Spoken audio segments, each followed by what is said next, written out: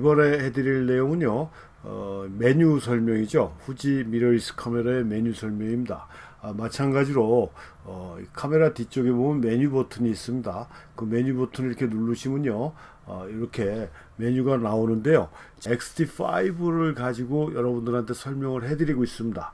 그 이유야 뭐 분명한 건 옛날 버전인 거는 기능이라든가 이런 게 많이 또 바뀌었고, 또 새로 추가된 그런 기능들도 또 설명을 해드려야 될 것 같아서 이 XT5를 가지고 설명을 해드리는데, 이 XT5는 제가 빌렸죠.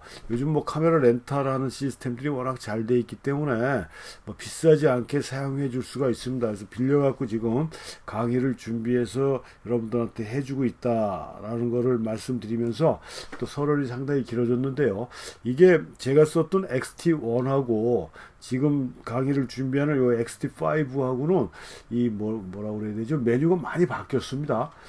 메뉴의 이 모양도 많이 바뀌고요. 추가된 기능도 또 상당히 많아진 것 같고 해서, 처음에 이 XT5를 바디를 받아가지고 이 메뉴를 봤을 때 조금 긴장을 했다라는 거를 한번 말씀드리면서, 일단 기능 설명에 대한 내용을 해드리겠습니다. 여기 지금 보면은 이 IQ라고 되어 있지 않습니까? 왼쪽에 이 IQ라고 되어 있는 게 이미지 품질이라고 하잖아. 이미지 퀄리티라는 거에 이니셜을 따서 만든 것 같아요.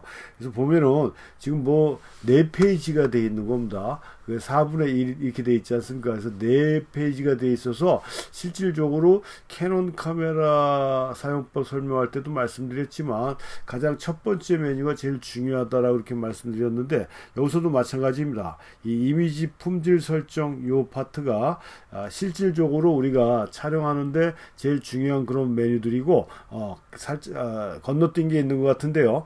이 XT5, XT4부터 그랬던 것 같아요. 제가 보니까 XT4부터 이 후지 미러리스 카메라가 이 동영상 쪽으로 상당히 많이 보완을 했다라는 느낌을 받았습니다. 그래서 스틸하고 무비하고라는 그 버튼이 XT1도 없었고 XT3까지도 없었던 것 같은데요. XT4부터 스틸하고 무비를 이렇게 설정할 수 있는 버튼이 또 다이얼이 새로 생겼고, 그래서 우리는 정사진을 하는, 스틸 사진을 하는 거기 때문에, 제가 캐논 카메라 설명할 때도 말씀드렸지만 이 동영상에 대한 내용은 제가 잘 알지도 못하고 사용도 안 해봤고 해서 일단 동영상은 건너뛴다라고 제가 말씀드렸습니다. 그래서 후지에서도 마찬가지로 동영상에 대한 내용은 제가 건너뛰겠습니다. 아무튼 XT4부터 지금 설명해 드리는 XT5 같은 경우는 동영상 기능이 많이 보완이 됐다라는 거고요. 그 점을 또 참고해서 보시면 되겠습니다. 그래서 첫 번째로 우리가 설정해 주는 게 뭡니까? 이미지 퀄리티에서 우리가 이미지 사이즈잖아요. 이건 뭐 캐논에서도 봤던 내용들인데, 이렇게 보면은 라지로 해갖고, 제가 무슨 강의에서든지 항상 강조하지만 화면을 항상 제일 큰 걸로 설정해 주시는 게 나중에라도 후회하지 않는다라고 얘기했습니다. 그래서 뭐 3:2가 일반적으로 가장 많이 사용하는 보편적인 화면 사이즈고요. 16:9는 준 파노라마 형태의 사이즈라고 그랬지 않습니까? 그 다음에 1:1은 뭐 정방형 사이즈고요. 그 다음에 뭐 4:3도 이렇게 있는데, 이렇게 자기가 촬영하고자 하는 화면 사이즈대로 설정을 해주시면 돼요. 그래서 만약에 1:1이다 해갖고 하면은 메뉴 버튼에서 누르면은 이게 1:1이 되는 거고요. 이 메뉴를 끄고 들어가면 이렇게 정사각형으로 이렇게 보이지 않습니까?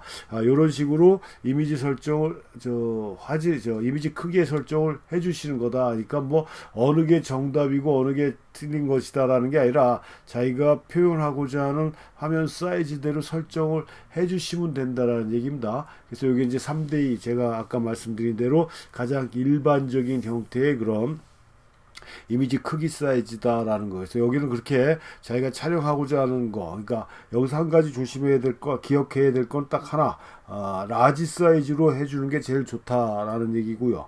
뭐 메모리 카드의 용량을 계산하고 뭐 컴퓨터에서 불러드릴 때 그런 그 버벅댐을 좀 계산해서 좀 작은 걸로 해야 되겠다라는 생각을 가지시는 분들도 있을 수 있지만 그거는 잘못된 생각이다라고 얘기를 했습니다. 그래서 스몰까지 해갖고 라지, 미디움, 스몰에서 세 가지 크기 형태로 되어 있는데 그 다음에 화면 크기는 크게 4개. 그러니까 4개 중에 여러분들이 원하는 대로 선택을 해주시면 되고 아무튼 딴 거는 그렇게 해주시면 되지만 사이즈는 라지로 해주시는 게 좋다라는 거를 다시 한번 말씀드리고요. 그 다음에 그 밑으로 이렇게 내리면 화질이 있지 않습니까? 이것도 기본적으로 우리가 사진 찍기 전에 카메라 세팅에서 제일 먼저 해줘야 되는 건데 이렇게 보면 fine, normal 그렇게 돼 있잖아요. 그 다음에 fine 플러스 low, normal 플러스 low 이렇게 돼 있어요. 뭐 자기가 후지 카메라를 갖고 있는데 캐논 카메라 사용 설명서 강의를 들을 일은 없겠지만 혹시라도 들으신 분들은 아시겠죠. 파일이 제일 큰 거예요. 그러니까 캐논으로 얘기하면 라지를 얘기하는 겁니다. 라지. 요게 이제 로마는 표준 중간 정도 거고요. 그래서 파일 노멀 얘는 JPG 파일을 얘기한다라고 보시면 됩니다. 우리가 파일명, 그러니까 우리가 일반적으로 파일 포맷이라고 말씀드린다고 그랬는데 그 파일명 자체 확장자가 JPEG로 끝나는 게 일반적으로 압축 파일이면서 컴퓨터에서 가장 많이 사용되는 그런 그 파일명이라고 그랬지 않습니까? 그래서 이걸 JPG로 돼 있고요. 그 다음에 로우는 뭐예요? 압축이 되지 않지만 그 촬영 당시에 모든 정보가 다 내장돼 있어서 이 후보정 작업이라든가 이미지 퀄리티를 높이는데 상당히 중요한 역할을 해주는 게 로우 파일이라고 제가 말씀을 드렸고 다른 강의에서도 말씀을 드렸고 이 로우 파일은 일반적으로 뭡니까? 디지털 필름이라는 그런 닉네임을 갖고 있다라고 얘기했습니다. 그 정도로 굉장히 좋은 파일이 좀 크다라는 것 뿐이지 그 외에는 굉장히 많은 정보나 많은 데이터를 갖고 있어서 후보정 작업에서 자기가 원하는 이미지의 퀄리티를 만들어낼 수 있는 그런 거라 저는 뭐 파일을 놓고 JPG로만 찍으셔도 상관이 없고요. 로우로만 놓고 해서 촬영을 해도 상관은 없습니다. 근데 제가 추천해 드리는 거는 파일 플러스 로우, 그러니까 JPG하고 로우 파일을 같이 찍는 게 제일 좋다. 그래서 나중에 뭐 프린트라든가 혹시 자기가 찍은 사진 갖고 책을 낸다든가 뭐 책이라고 해서 거창하게 출판사를 통해서 내는 것도 있지만 그냥 개인적인 작업으로 집안의 그런 소소한 뭐 상황이나 가족 사진 찍은 라든가 뭐 이런 것들을 모아갖고 출판할 수 있는 그런 조건들이 요즘 상당히 좋아졌거든요. 돈 들이지 않고, 그러니까 많은 돈을 들이지 않아도 소규모의 돈을 가지고서 내가 소장할 수 있는 책을 한 권, 두 권만 만들어낼 수 있는 그런 방법들도 상당히 많습니다. 그래서 그렇게 그 출판이라든가 인쇄 목적도 아니면 뭐 전시를 할 수도 있는 거고 아니면 뭐 자기가 찍은 사진 중에 마음에 드는 걸 가까운 지인한테 선물로 줄 수도 있고 그래서 이렇게 출력을 해갖고 프린트를 할 때는 당연히 로우 파일이 훨씬 더 이미지 퀄리티가 좋기 때문에 그런 용도로 사용되는 거고요. 파일은 그냥 인터넷에서 사용할 때 그냥 막 사용하기 좋은 게 JPG 파일이기 때문에 요즘 메모리 카드 용량도 커졌고 뭐 무슨 강의에서든 제가 매번 강조하지만 동영상 기능이 들어가다 보니까 메모리 카드의 용량도 커지고 뭐 이래서 뭐 메모리 카드를 많이 잡아먹는다라는 생각은 버리시고 이렇게 해주시는 게 좋다라는 점을 말씀드리겠습니다. 그래서 이렇게 설정을 해주시고 OK를 누르시면은 똑같은 사진이 두 장이 찍힌다라고 그랬어요. 하나는 JPG로 하나는 로우로. 그래서 자기가 필요에 따라서 이렇게 선택을 해서 작업을 해주시면 된다라는 거고요. 그 밑에 로우 레코딩이라는 게 있지 않습니까? 로우 레코딩. 이거는 제가 봤을 때 저 같아요. 캐논으로 따지면 C로우라는 거하고 같은 것 같아요. C로우라는 건 뭡니까? 이 로우 파일 자체가 크다 보니까 그걸 좀 더 줄여가지고 그 로우 파일 기능을 해주는 걸 캐논에서는 C로우라고 표시를 하는데 여기 후지에서는 요걸 무압축 그러니까 원래 원본 그대로 한다든가 무손실 압축, 당연히 무손실 압축을 해주는 게 좋겠죠. 그러니까 촬영 데이터라든가 이미지에 대한 손해를 입히지 않고 파일을 조금 줄여주는 거겠죠. 뭐 이런 식으로 설정을 한다든가 아니면 압축을 해서 파일을 좀 더 작게 한다든가 하는 그런 기능들을 좀 만들어 놓은 것 같은데, 이런 건 괜히 손대지 마시고요. 뭐 압축을 할 일이 뭐가 있겠습니까? 아까도 말씀드렸듯이 이미지 센서 메모리 카드의 용량이나 모든 게 다 넓어졌기 때문에 그렇게 압축까지 해가면서 사용할 필요는 없겠다라는 겁니다. 그래서 그냥 무압축으로 놓고 촬영해 주시는 게 낫겠다라는 얘기고요.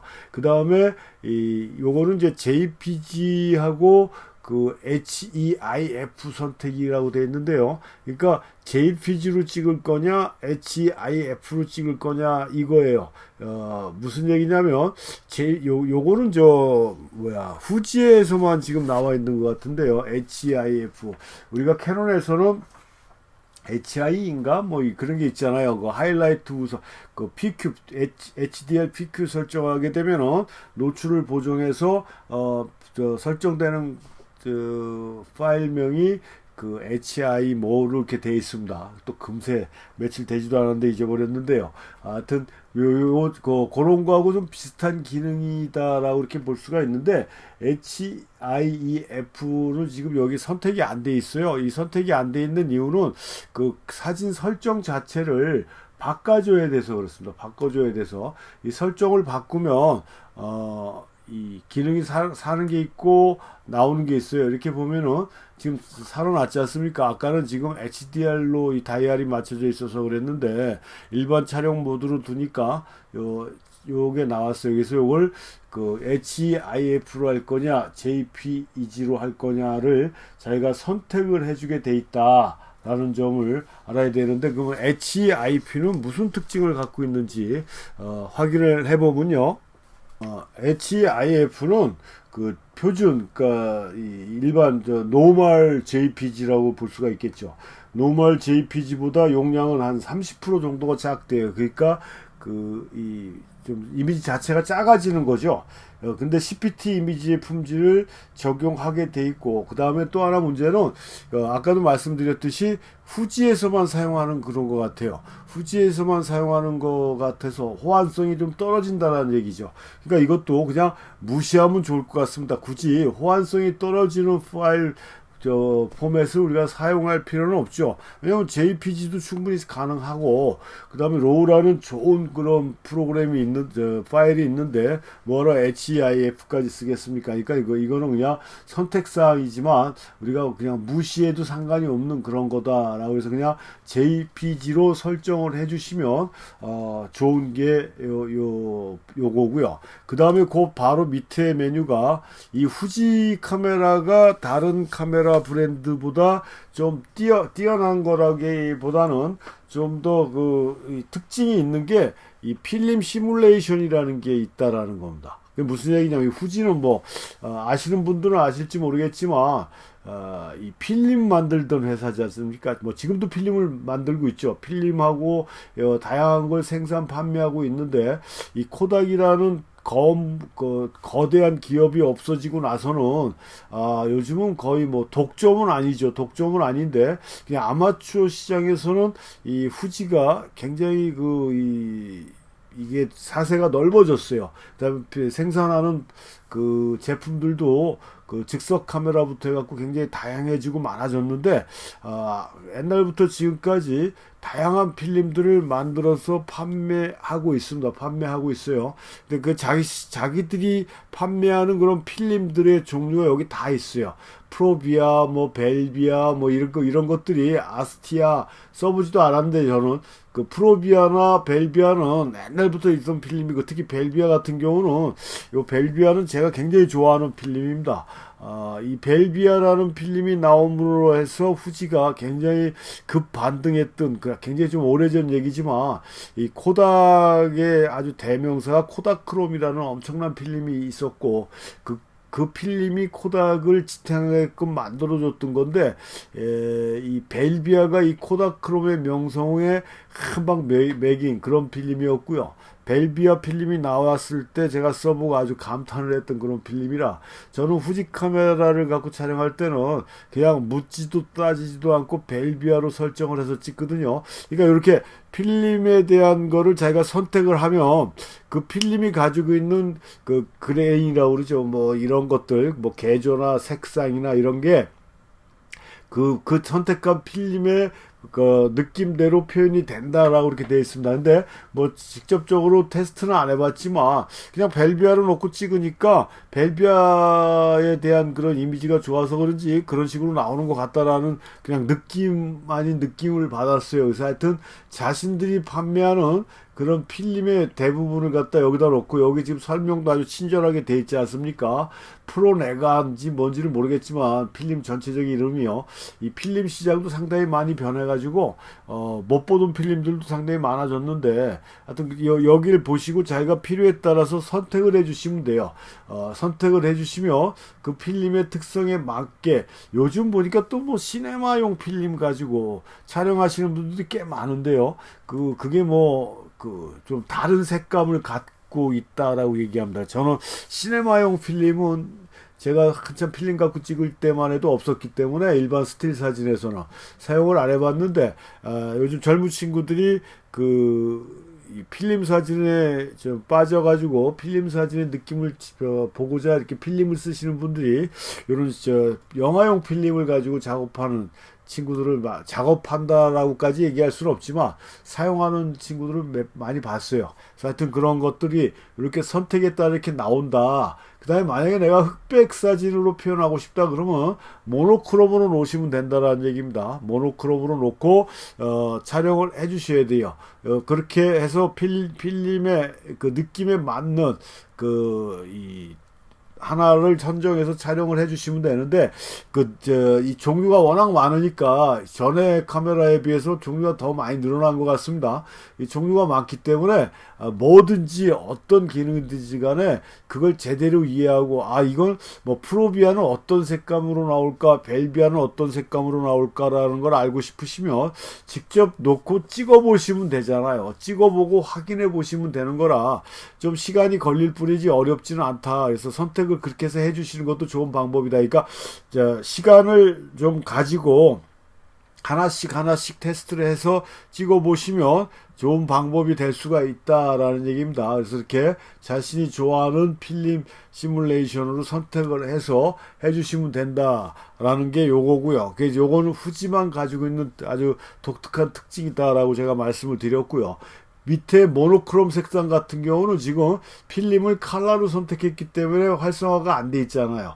그래서 이것도 흑백을 위주로, 흑백의 그런 깊은 맛, 중후한 맛, 이런 느낌을 살리고자 하시는 분들이 또 흑백 사진을 상당히 좋아하는데, 그래서 나는 흑백 이미지로 찍어야 되겠다 했을 때 모노크롬으로 선택을 하고, 이 옐로우 라지 그린, 옐로우 라지가 아니라 옐로우 레드 그린, Y, 요걸 또 선택하게 돼 있는데, 이 콘트라스트 강조형 필터라고 얘기할 수가 있습니다. 그러니까 무슨 얘기냐면, 우리가 일반적으로 카메라에는 뭘 꽂아줍니까? 렌즈 앞에는 기본 필터를 꽂아주잖아요. 렌즈 보호용도 되고, 그 다음에 자외선을 차단해서 상의 선명도를 높여주는 아주 기본적인 필터가 울트라 바이올렛 그래가지고 UV 필터가 있고요. 아니면 칼라 필름에 좀 더 적합한 스카이라이트 필터가 있어요. 이런 UV나 스카이라이트 필터를 기본적으로 둘 중에 하나는 앞에다 선택을 해주시는 게 렌즈 보호 차원에서도 좋고, 상의 선명도를 약간 개선시키는 데도 좋다. 요즘 뭐 자외선의 산란에 의해서 원경이 흐려지는 경우보다는 미세먼지나 황사 때문에 원경이 흐려지는 경우가 많아서 문제지만, 아무튼 그런 기본적인 필터를 써주는데, 흑백 사진에서는 기본 이 옐로우 레드 그린이 뭐냐면 콘트라스트 강조형 필터입니다. 그래서 옐로우가 가장 일반적이고요. 옐로우보다 여기 지금 레드 다음에 그린으로 가 있는데, 원래는 옐로우, 오렌지, 레드, 그 다음에 그린은 인물 사진에 적합한 콘트라스트를 만들어 주는 거거든요. 그래서 인물 사진을 찍으면서 또 이 톤이, 이 피부 톤이 검한 사람들의 그런 근육질의 디테일을 좀 더 살릴 수 있는 게 그린 필터예요. 그래서 인물 사진용에 적합한 게 그린 필터고, 콘트라스트를 좀 더 강하게 대비시키는 거. 그래서 레드 쪽을 선택해주면 약간 흐린 날에는 한밤중 같은 느낌도 나오고요. 디테일이나 이런 걸 살려주는데 굉장한 효과를 가지고 있고, 뭐 제가 얘기했지 않습니까? 적외선 필름, 적외선 카메라를 개조해서 사용한다라는가. 그 적외선 필름을 사용할 때도 이 레드 필터를 써주면 그 효과가 더 강조되는 이런 경우도 있는데, 하여튼 이런 것들이 다 콘트라스트 강조용 필터이기 때문에 좀 더 강한 이미지를 만들어내겠다 했을 때 이런 필터를 선택을 해서 사용을 해주시면 된다는 얘기입니다. 이렇게 선택을 해서 해주시면 되는 게 이 모노크롬에 대한 그 선택 방법이다라는 겁니다. 그 다음에 모노크롬의 색상 뭐 이것도 보면 지금 위에 보면은 웜이 있고 콜이 있지 않습니까? 이 흑백 톤도 콜드 톤이 있고 웜 톤이 있어요. 같은 블랙 앤 화이트인데 좀 더 따뜻하게 느껴지는 톤이 있는가 하면 좀 차갑게 느껴지는 톤이 있습니다. 그래서 좀 검은색이지만 차갑게 느껴지는 건 살짝 블루광 같은 게 이렇게 청색기가 들어가 있어요. 그래서 그 브랜드로 비교해 보면은 코닥이 콜드 톤이었고요. 그 다음에 이 흑백 이미지만 주로 제품만 많이 만드는 일포드, 영국제 일포드 이나지가 웜톤이 좀 많았어요. 그래서 학생들이나 젊은 사람들은 콜드 톤보다는 우리나라 사람들의 이미지에 맞는 거 웜톤이어서 이나지는 일포드 이나지를 상당히 많이 선호했습니다. 코닥 이나지보다는 케미칼 쪽에서는 일포드가 게임이 안 됐죠. 코닥 애들한테 계속 밀렸는데 이나지만큼은 우리나라에서는 그 웜톤이 좀 강조되는 일포드가 많이 사용됐다라는 얘기예요. 그래서 그런 거를 자기가 선택을 해줄 수가 있다라는 얘기입니다. 내가 어떻게 웜톤을 갈 것이 지금 배경을 보시면 지금 배경 화면을 보시면요, 약간 갈색기가 돌아가지 않습니까? 그리고 콜드 톤으로 갈수록 이렇게 바뀌는 거거든요. 그러니까 내가 어떤 이미지, 어떤 흑백이지만 어떤 색깔을 놔주느냐. 웜톤은 쉽게 얘기하면 그 세피아 톤이라고 볼 수가 있습니다. 무슨 얘기냐면 우리 집에 어른들이 있다. 근데 그 양반들의 옛날 사진 보면 흑백인데 갈색 톤으로 변해 있지 않습니까? 그런 것들이 여러 가지 직사광선을 받았다든가 뭐 픽서라는 정착의 과정이 약간 잘못됐다든가 해갖고 퇴색되는 거거든요. 갈색 분위기로 만들어지는데 그걸 인위적으로 자기가 그런 톤을 집어넣을 수 있다라는 얘기예요. 그래서 하여튼 그렇게 선택을 해주시는 게 이 모노크롬 색상이라든가 필름 시뮬레이션을 자기가 그 흑백이면 흑백, 칼라면 칼라 이렇게 선택을 해서 설정을 해주셔야 된다라는 거고, 흑백을 설정해 주시면 그렇게 해줘야 된다라는 거, 그렇게 이해를 해주시면 되고요. 칼라를 선택하면 모노크롬 색상은 건너뛴다라는 얘기고요. 그 다음에 그레인 효과라는 건 필름의 느낌을 만들어내는 거죠. 그러니까 필름의 느낌, 그러니까 사진을 잘 오래 안 하신 분들이라든가 이제 시작하신 분들은 잘 모르겠지만 디지털 사진의 이미지하고 느낌하고 필름의 느낌은 틀려요. 그레인 자체의 그 톤의 거칠기가 틀려서 그렇거든요. 디지털 이미지는 굉장히 깔끔하다라고 볼 수가 있어요. 근데 좀 약간 강하죠. 그러니까 기계 같죠, 기계. 하지만 필름은 이 약간 거칩니다. 거칠면서도 완벽한 느낌은 아니고 차가운 느낌보다는 좀 더 약간 뭐라 그래? 제 개인적인 얘기를 하면 좀 정감 있는 그런 그레인을 갖고 있는데, 그런 효과를 약하게 넣을 거냐, 강하게 넣고 싶냐라는 거를 제가 선택하는 거고, 그런 게 필요 없다 그러면 그냥 오프 시키면 되는 겁니다. 그래서 이것도 그렇게 중요한 얘기는 아닌 것 같고요. 그 다음에 컬러 크롬 효과라는 것도 있어요. 이 컬러 크롬이라는 건 뭐냐면, 우리가 초창기 디지털 카메라에서 그런 게 굉장히 많이 저도 찍으면서 많이 느꼈는데, 그 색깔이 강한 것들 있지 않습니까? 이 색깔이 강한 것들, 원색 같은 경우에 빛이 세게 받으면은 그 부분적인 디테일이 살지 않고 그냥 이렇게 날아간다라고 봐야 되겠죠. 그냥 색깔만 나오지 그 디테일이라든가 느낌이 없는 경우가 굉장히 많았어요. 그 필름 사진과 같은 느낌이 아니라 약간 뭐라고 얘기하죠. 하여튼 좀 허전한 느낌이 좀 많았는데, 예, 그런 경우에 이런 그 컬러 크롬 효과를 집어넣으면 이게 뭐 빨강, 노랑, 초록색에 훨씬 더 많이 적용이 되는 거고, 원색이 하여튼 강할 때 이 그림자 부분이라든가 이런 것들을 세분화해서 이 색 표현, 날라간 부분의 그런 색이라든가 이런 질감을 살려주는 그런 효과를 갖고 있는 게 이 컬러 크롬 효과라고 이렇게 얘기를 합니다. 그래서 약하게 넣을 거냐, 강하게 넣을 거냐라는 거. 지금 보면 배경화면도 바뀌잖아요. 조금 살짝 들어가고 스트롱으로 하니까 진해지지 않습니까? 이런 식으로 자기가 설정을 해서 찍을 수가 있다라는 얘기입니다. 안 해도 그만이지만, 뭐 해주면 조금 다른 느낌으로 나는 그런 기능들이기 때문에 꼭 해줘야 될 필요는 없는데 사용해줘도 뭐 이렇게 크게 나쁘지 않은 그런 기능들이다 라고 이렇게 보시면 돼요. 그게 컬러 크롬 효과고요. 근데 그 다음 밑에 보면 컬러 크롬 FX 블루라는 게 있어요. 그래서 FX는 뭔지 모르겠습니다.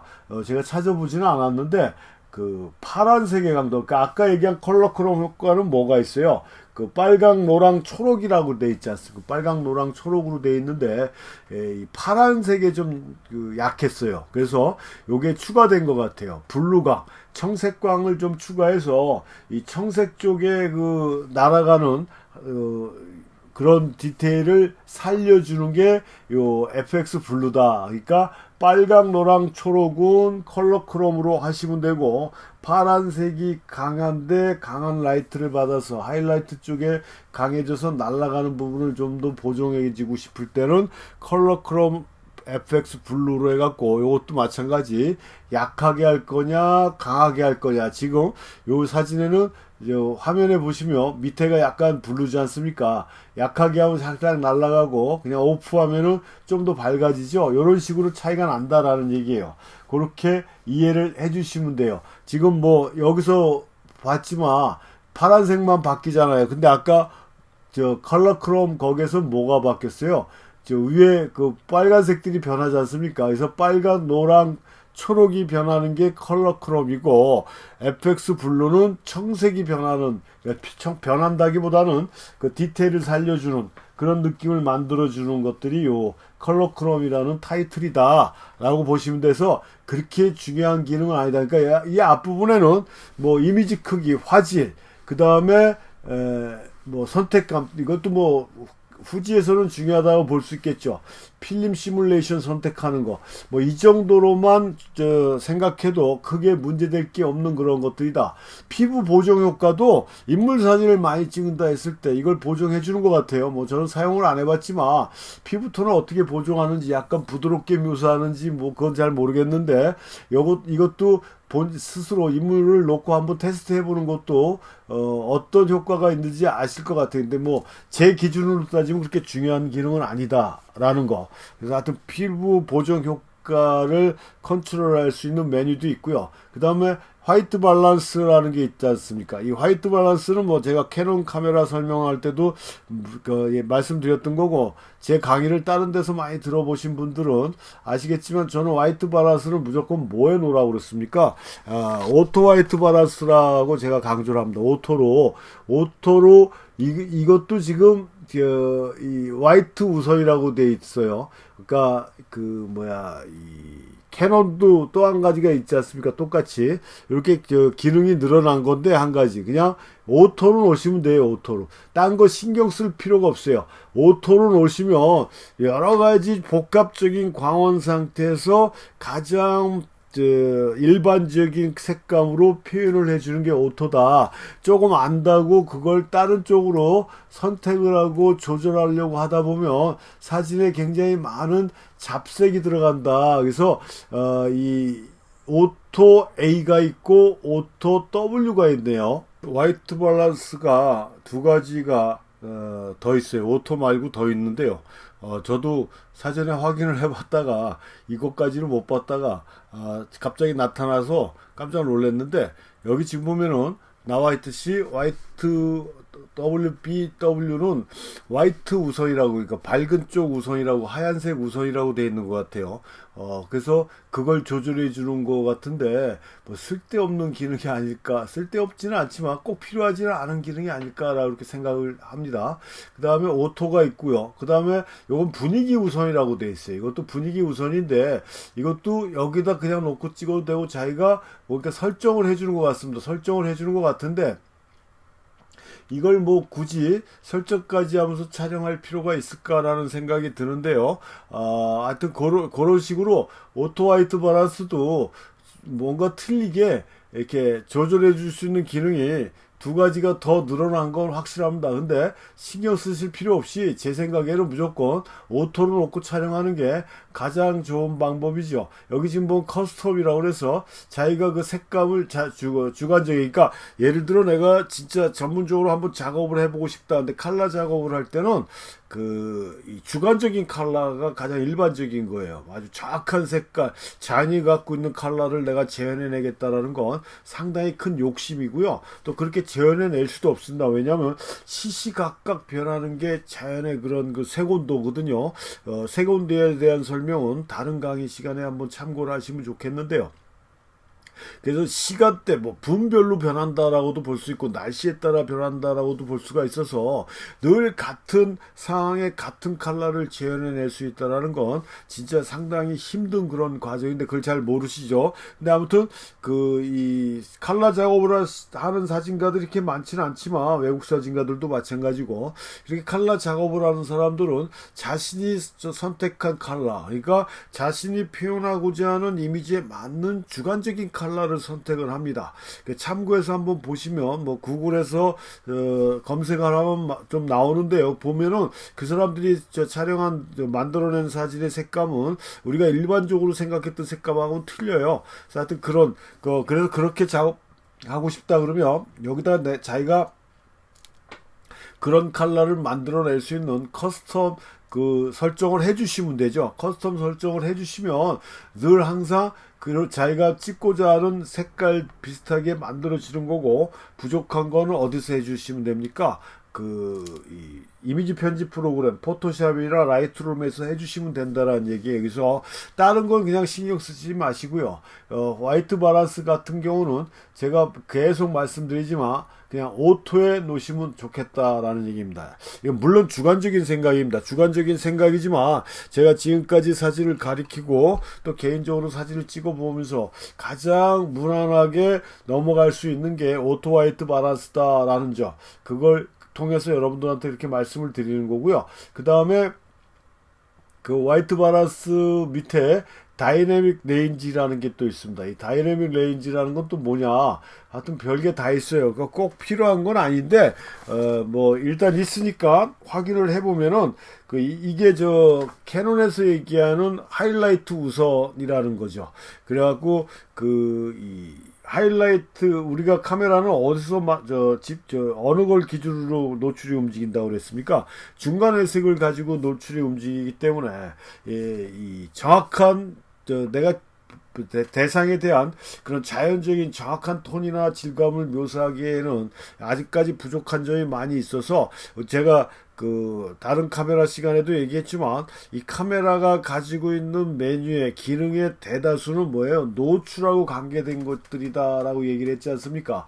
그렇게 노출하고 관계된 기능들이 많다라는 거는 아직까지도 카메라들이 굉장히 부족한 점이 많다라는 그런 얘기죠. 그래서 이 다이나믹 레인지는 하이라이트 우선, 밝은 쪽을 중심적으로 노출을 측정해서 밝은 부분 살리면 어두운 부분은 어떻게 됩니까? 상대적으로 어두워질 거 아니겠습니까? 하이라이트를 우선으로 노출을 맞추다 보면은 어두운 쪽은 상대적으로 어두워져서 그 자연스러운 질감을 만들어주는 그런 효과인데, 그거를 농도별로, 그러니까 톤별로 바꿔줄 수가 있어요. 여기 지금 나와 있는 게 100, 200, 400이 돼 있는데요. 그냥 오토로 오면은 100이나 200 중에 자기가 상황에 따라 알아서 설정이 된다라고 얘기를 합니다. 근데 수동으로 조절을 또 가능하다라는 얘기고요. 400 같은 경우는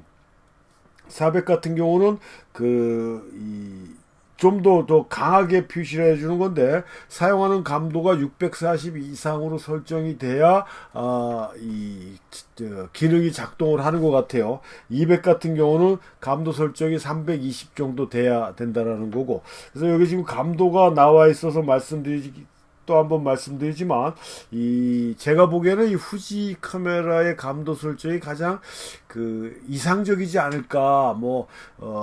소니 같은 경우는 40 몇만 이런 엄청난 감도까지 만들어내는데, 지금 이 후지 요게 XT5 같은 경우는 12800이에요. 이걸 증감을 한다라고 그래도 그렇게도 5만 뭔가 4만 얼마까지 뿐이 안 올라가기 때문에 그렇게 높은 그런 감도 범위는 아니거든요. 그래서 가장 또 4만 이 정도까지도 우리가 그렇게 많이 쓰지 않는다고 제가 캐논 카메라 설명할 때도 말씀을 드렸는데, 가장 현실적인 감도 범위가 이 후지 카메라가 가지고 있는 감도 범위가 아닐까라고 생각을 합니다.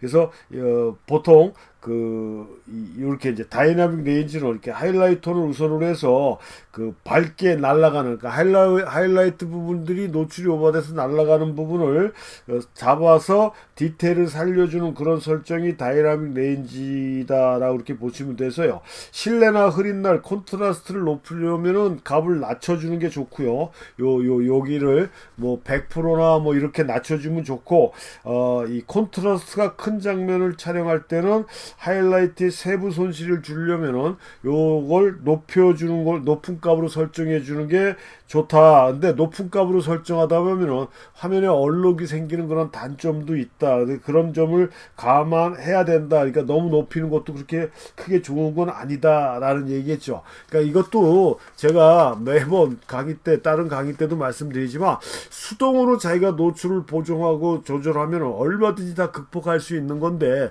그런 기능들을 지금 디지털 카메라에 와서, 그 다음에 계속 얘네들은 지금 카메라 브랜드에서는 뭐예요? 모델을 자꾸 업그레이드를 시켜야 장사가 되는 그런 시스템이기 때문에, 그런 과거에는 사진 찍는 사람들이 감각에 의해서 노출 보정하고 조절하고 이렇게 수동으로 했던 거를 전부 다 기계화 시키고 자동화 시켜서 카메라에 자꾸 집어넣다 보니까 기능이 이렇게 많아지는 거고 복잡해지는 거거든요. 그래서 수동으로 하다 보면 이런 기능들을 다 무시해도 상관이 없는데, 일단 있으니까 사용해 보는 것도 좋다. 근데 그렇게 많이 사용할 일은 아니다라는 거고요. 그래서 이런 것들도 그냥 간단하게 기능까지 우리가 다 알 필요는 없고, 제가 아까도 강의하다가 잠깐 말씀드렸지만 얼마 지나지도 않았는데 강의할 때 떠들었던 내용이 생각이 안 난다. 이 얘기는 뭡니까? 쓸 일이 없다라는 얘기잖아요.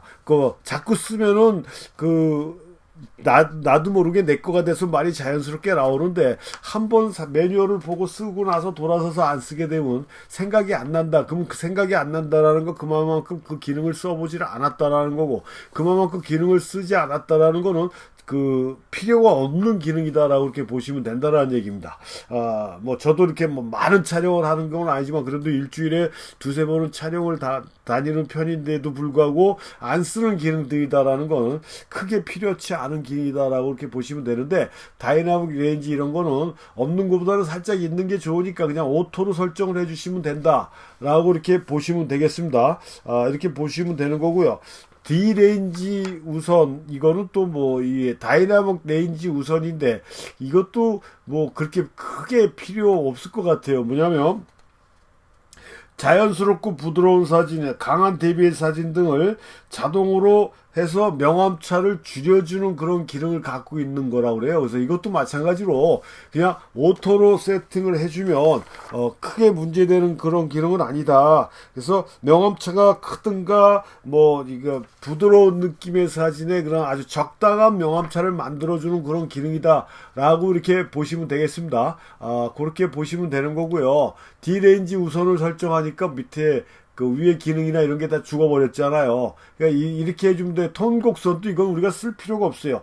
이거 내가 지금 하이라이트를 몇으로 설정하고 섀도우를 몇으로 설정하고 이 정도까지 우리가 여기서 설정할 필요는 없고, 앞부분에서 봤던 거 이런 건 무시해버리고요. 앞부분에서 봤던 것처럼 그냥 다이나믹 레인지고 뭐고 다 다 강하게 오토로 놔주시면 위에 설정들은 지금 다 이렇게 죽어버리지 않습니까? 그러니까 이걸 오토로 놔두면 지가 알아서 해주는 것이다 라고 이렇게 보시면 됩니다. 그러니까 톤의 그런 컨트라스트나 하이라이트가 날아가는 걸 잡아주는 그런 역할을 해주는 게 요 다이내믹 레인지다 라는 정도로만 알고 계시면 되는 거고요. 색 농도도 우리가 할 필요가 없습니다. 농도를 좀 더 진하게 할 거냐, 뭐 아주 진하게 할 거냐, 아니면 약하게 할 거냐, 이게 4단계로 되어 있는 건데, 이거는 나중에 후보정 작업에서 얼마든지 우리가 보정을 해줄 수가 있는 거니까 직접 뭐 카메라에다 대고 이렇게 설정해 줄 필요는 없지 않겠는가라고 생각을 합니다. 그래서 그냥 이해만 해주시면 돼요. 톤을, 그러니까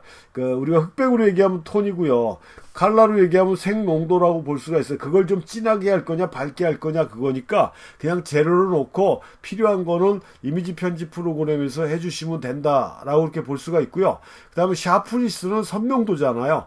요 선명도도 뭐예요?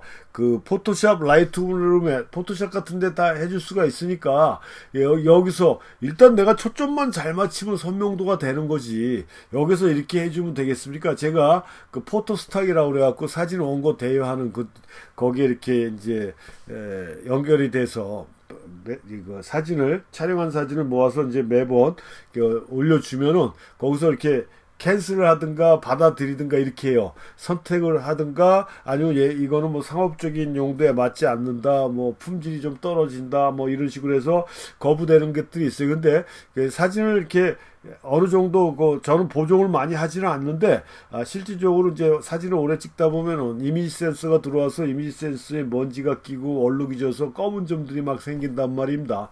그런 걸 살짝 수정한다든가 어떤 걸 이렇게 봤더니 약간 포커스가 살짝 아웃된 것 같아가지고 샤프니스를 건드려서 약간 선명도를 높여준 다음에 얘네들한테 주면은요, 그런 것들은 대체적으로 거절당해요. 그러니까 자연스럽지가 않아서 그런지는 모르겠어요. 근데 하여튼 뭐 걔네들이 거절했다 해서 나쁜 사진은 아니지만 이렇게 기계적으로 이 샤프니스를 만진다라는 건 뭡니까? 촬영 당시에 선명도 디테일이 떨어졌기 때문에 만지는 거겠죠. 촬영 당시에 디테일이 좋았다라고는 굳이 이걸 만질 필요가 없는 거 아니겠어요? 그러니까 기계적으로 억지로 만들어내는 거기 때문에 이미지 자체에 무리를 줄 수 있다라는 얘기겠죠. 그래서 이것도 굳이 설정하지 말고 그냥 제로해 놓으시고 나중에 정 필요하시면 이미지 편집 프로그램에서 설정을 해주시는 게 좋다라는 거를 말씀드리고요. 그 다음에 이제 메뉴가 고감도 노이즈 감소라는 건데, 이거는 해주시는 게 좋죠. 노이즈라는 게 뭐라고 그랬습니까? 이미지가 선명해지는 게 아니라 거칠어지는 거라고 그랬어요. 우리가 필름으로 얘기하면 조립자와 같은 느낌이 아니라 조립자와 같은 거라고 볼 수가 있지만 느낌은 틀려요.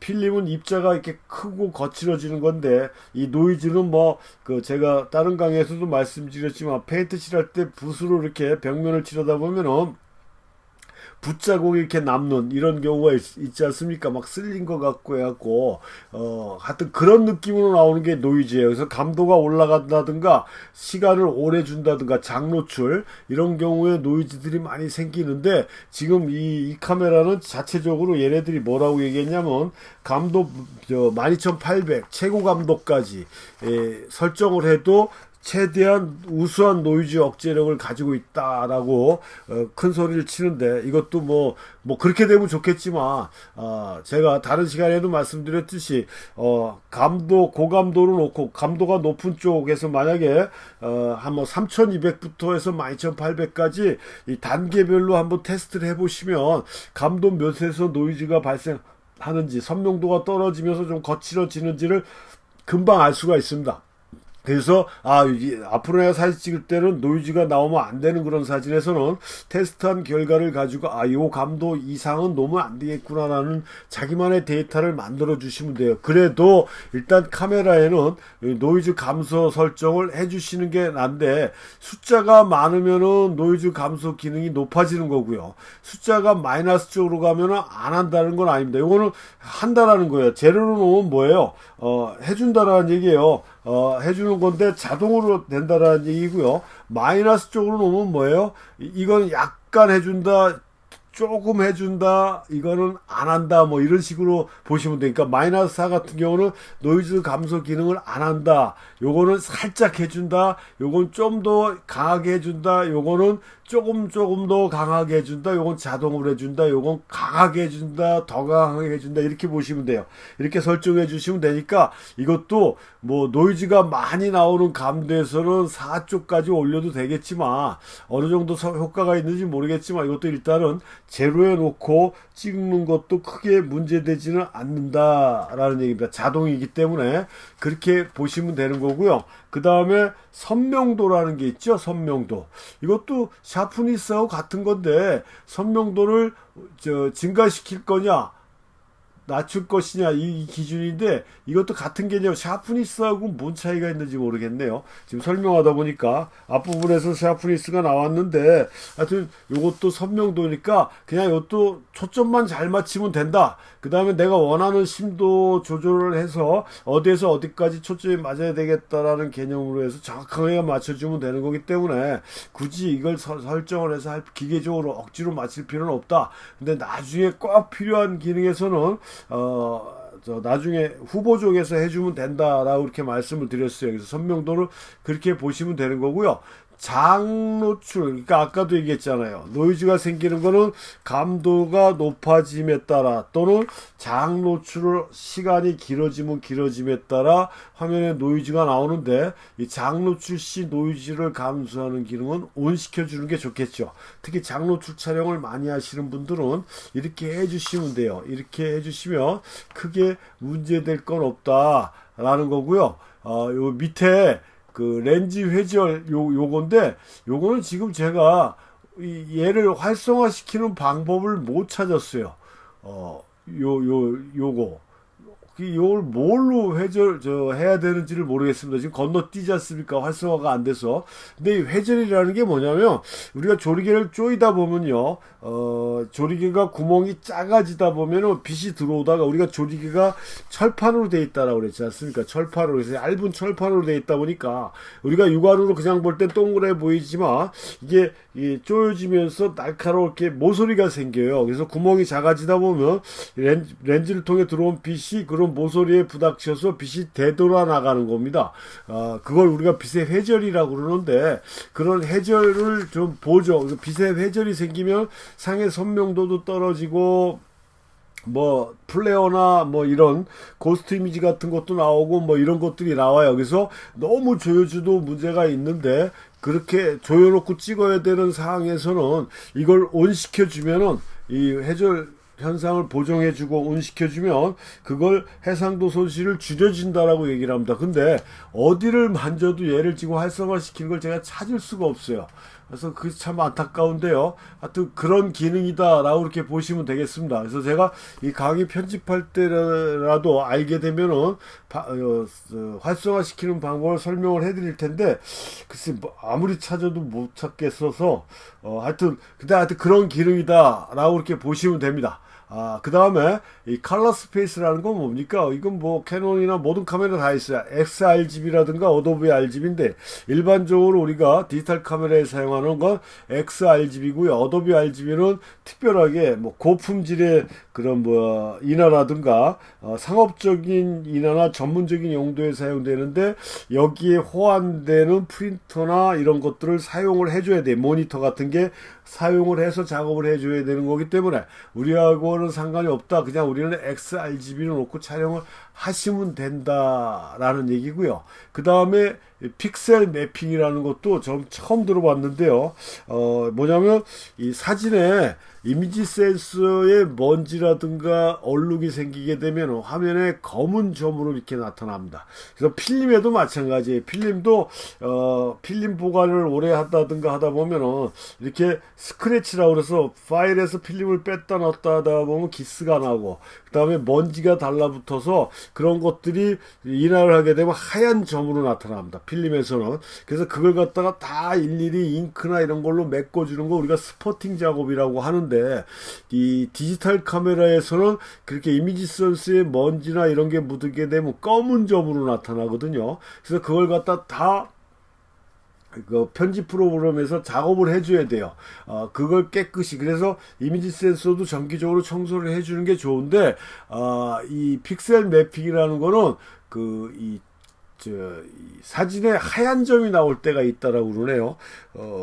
그건 후지에서 처음 봤어요. 근데 제가 사용하는 시작할 때도 말씀드렸듯이 XT1 적외선 카메라로 바꿔놓은 거는 이 조리개가 조여지면 하얀 점이 생겨요. 하얀 점이라기보다는 하여튼 그래 하얗게 번져버립니다. 그래서 조리개를 항상 개방하고 촬영을 하는데, 그래서 이거 후지가 갖고 있는 단점인가라는 생각을 요 픽셀 매핑이라는 내용을 보고 알았어요. 그래서 이걸 눌러주면은 이게 실행이 돼 갖고 되는데, 제가 또 요 XT5 요거를 메뉴를 파악하려고 좀 전원을 오래 키다 보니까 이 바디가 뜨뜻해지더라고요. 그래서 이게 참 지금도 마찬가지 픽셀 매핑 누르니까 어떻게 됐습니까? 바디가 뜨거워서 실행이 안 된다고 그러잖아요. 시켜서 하라고. 그래서 요게 이 카메라가 가지고 있는 단점이 아닐까라는 생각을 합니다. 왜냐하면 XT1에서는 뜨거워지는 것까지는 제가 느끼지 못했거든요. 하여튼 그렇다라는 겁니다. 그래서 그렇게 픽셀 매핑은 하얀 점이 생겼을 때 그걸 바로 잡는 그런 밝은 점이 보이는 경우에, 사진에 밝은 점이 보이는 경우에 이 픽셀 매핑을 실행해서 그걸 좀 보정해 줄 수 있는 그런 기능이다라는 게 요거고요. 이 사용자 설정이라는 건 요건 커스텀, 우리가 캐논 카메라에 보면 C1, C2, C3 같이 자동 모드인데도 내가 뭐 설정한 거에 따라 거기에 맞춰서 감도, 조리개 이런 것들을 다 설정해서 C1을 선택하면 그대로 그냥 찍으면 똑같은 다른 거 조작하지 않고 조절하지 않더라도 항상 일정한 촬영을 해주는 게 이 커스텀 모드라고 그랬지 않습니까? 그게 7개나 되네요. 얘네는 캐논 같은 경우는 3개뿐이 없는데 7개나 돼요. 7개까지 만들어서 촬영을 하면 좋겠죠. 이렇게 갖고 자기가 설정을 해주시면 되는 거예요. 설정을 해주시면은 내가 지금 어디 설정한 거에 따라 이렇게 하면 7번으로 들어가는 겁니다. 메뉴가. 그런 기능이다라는 것만 알고 계시면 되지.